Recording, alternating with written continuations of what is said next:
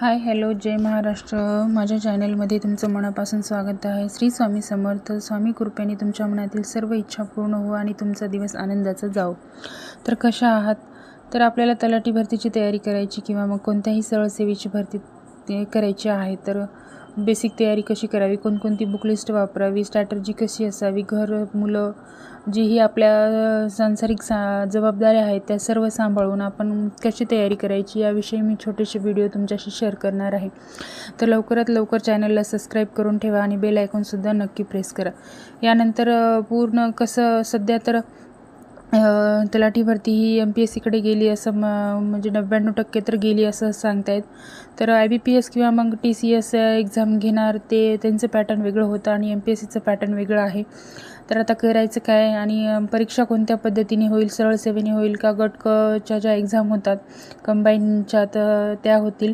तर याचं काय अजून स्वरूप आपल्याला लक्षात आलं नाही आहे. तर आपण बेसिक काय तयारी करावी आणि तलाठीची जर एक्झाम MPSCकडे जर गेली तर त्यांची परीक्षा घेण्याची पद्धती कशी आहे.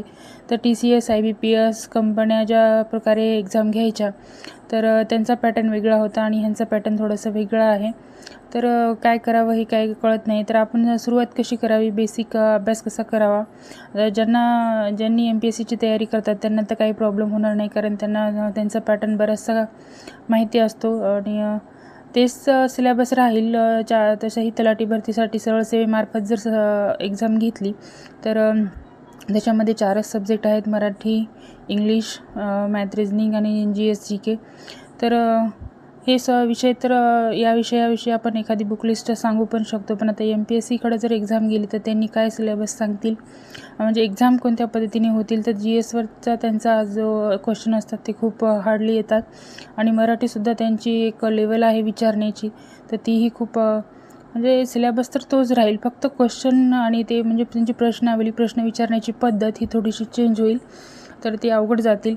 त्यांचं ग्रामर होकॅब तर काही सांगता येत नाही, पण जे ग्रामरचे जे असतील क्वेश्चन ते थोडेसे वाचण्यासाठी लेंदी क्वेश्चन ते विचारत असतात.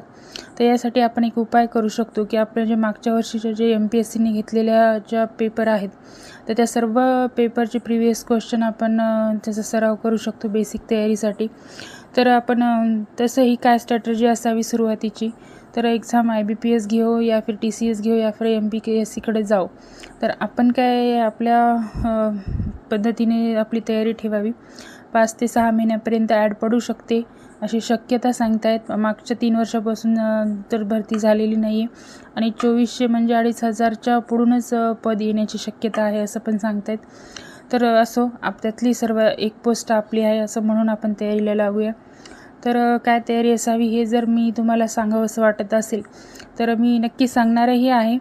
पण त्यासाठी आपले जास्तीत जास्त सबस्क्रायबर व्हावं आणि जास्तीत जास्त ताई आपल्या YouTube फॅमिलीशी जोडल्या जाव्यात आणि त्यांनाही आपल्यासोबत अभ्यास करण्याचा मौका मिळावा. यासाठी लवकरात लवकर तुम्ही चॅनलला सबस्क्राईब करून ठेवा आणि बेल आयकॉन नक्की प्रेस करा. आपले जेव्हा 500 सबस्क्रायबर होतील तेव्हा आपण सर्व स्ट्रॅटर्जी आणि मी कशी तयारी करते आणि काय बदल करून आपण अभ्यास करावा हे तुम्हाला मी सांगते. तर बघा, मी तर तुम्ही तर तुमच्या मुलांना सांभाळत अभ्यास करत असाल, पण मी माझ्या नातवाला सांभाळत अभ्यास करावा लागतो. तर हे आहे माझ्या इशूचं इल्लू. तर ती मला देत आहे आणि सांभाळ म्हणत आहे. ती खाली पण ठेवू देत नव्हती, काही वेळ मला सांभाळावं लागलं आणि नंतर तिने घेतलं. तर असंच माझ्या मुलीचा टाईम झाला होता शाळेचा येण्याचा. ते ड्रायव्हर आहे तो चौकामध्येच तिला सोडून जाते, घरापर्यंत गाडी आणत नाही आहे. त्यासाठी मी तिला स्वतः घेण्यासाठी जाते, रिस्क नको.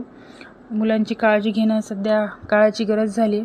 तुम्हीसुद्धा तुमचं मूल जर शाळेत जात असेल तर काळजी घ्या, त्याला गाडीपर्यंत नेऊन सोडा, घरी घेऊन या, कारण कोणाची आपलं मुलं आपली जबाबदारी आहे, आपण कोणाला दोष देऊ शकत नाही. तर नक्की चॅनल सबस्क्राईब करा. 500च्या सबस्क्रायबर पुढं गेले तर आपण नक्की मी तुम्हाला सांगेल की काय काय तयारी करावी, कशी कशी करावी. मी तुम्हाला स्वतः हस्तलिखित नोट्स काढण्याची, आपण जे म्हणजे पर्सनल नोट काढण्याची सुद्धा तुम्हाला सांगते. मी ज्या पद्धतीनं करते सुरुवात, तर तशी तुम्ही कशी करावी. बरेचसे प्रिव्हियस क्वेश्चनचं तर आहेच, आपण अभ्यास करून त्याच्यातून एक जस्ट नॉलेज घेऊ शकतो, पण आपण एखादी बॅचसुद्धा घेऊ शकतो. तर सगळ्यात सोपं, जर तुम्हाला काहीच कळत नसेल तर एखादी बॅच नक्की जॉईन करा आणि त्यातून तुम्हाला म्हणजे एक दिशा मिळेल की आपण अभ्यास कसा करावा आणि कोणत्या सिलेबसचं वाचन करावं.